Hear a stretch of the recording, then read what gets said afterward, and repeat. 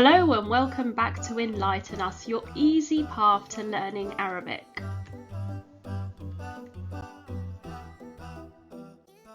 You are joining us for lesson 18, and in this lesson we're looking at the passive specifically for the past tense. الفعل المبني للمجهول الماضي. So in previous lessons we've looked at الفعل المبني للمعلوم, معلوم being known, so the verb that is built on the known. Now if we take an example, أكلت البقرة, the cow ate. We know what the verb is, we know what the action is, eating.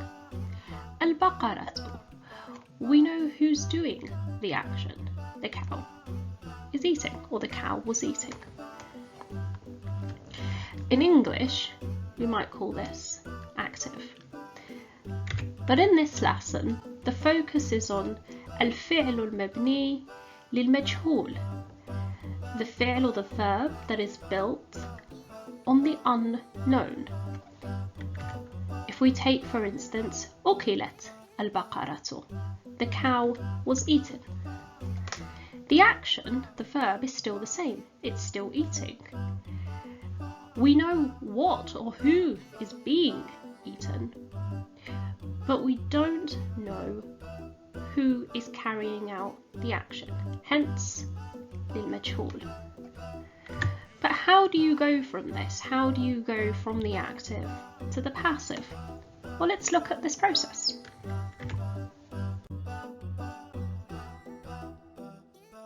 So to go from أكلت to أكلت,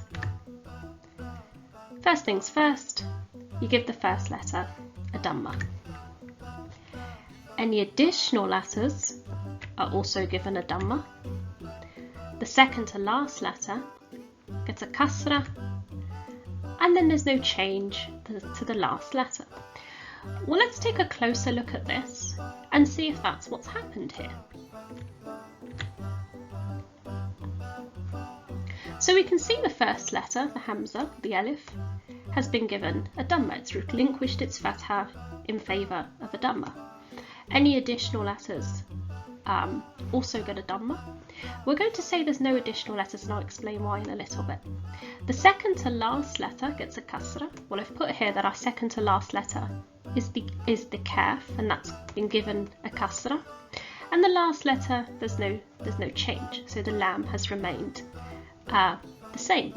Now some of you may be asking, well, the second to last letter surely is the lam, and surely it should be the lam that is given the kasra, and then the no change is the ta. Well, that's not correct, and here's why. The ta is actually the pronoun. So when we're talking about the last letter, we are only considering the root letters. We're not considering any additional letters that denote the pronoun. We ignore those. And for that reason, the second to last letter is the kaf, and the last letter is the lam, with the ta here denoting the pronoun. In this case, akalat, hiya akalat, she ate. That's what the ta is denoting there.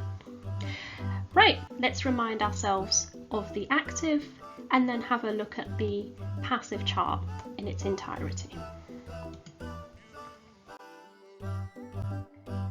So I'm sure at this point you've all memorized this chart, but we'll remind ourselves of it nonetheless.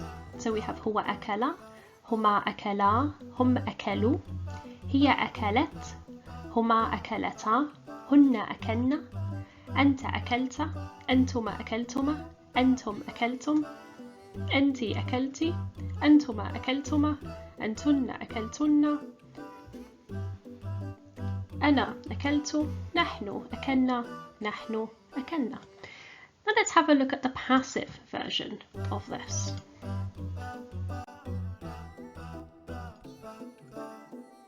هو أكل, هما أكلا, هم أكلوا, هي أكلت, هما أكلتا, هن أكلنا, أنت أكلت, أنتما أكلتما, أنتم أكلتم, أنتِ أكلتِ أنتما أكلتما أنتن أكلتن أنا أكلت نحن أكلنا نحن أكلنا. Right, we've reached the end of this lesson, so as has become customary, let's have a mulakhas. So we've been looking at the passive past tense. We looked at the process of changing an active verb to a passive verb, specifically for past tense verb. This process involves firstly giving the first letter a dhamma. Any additional letter, so when you have long verbs, also get a dhamma. The second to last gets a kasra, and there's no change to the last letter. Now remember here that with the kasra, with the second to last letter that's a kasra and the no change to the last letters, we're of course only considering the root letters and not any letters that denote the pronouns.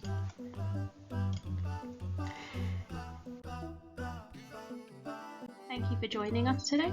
Don't forget to like, comment, subscribe and hit that notification bell. See you in the next one, inshallah.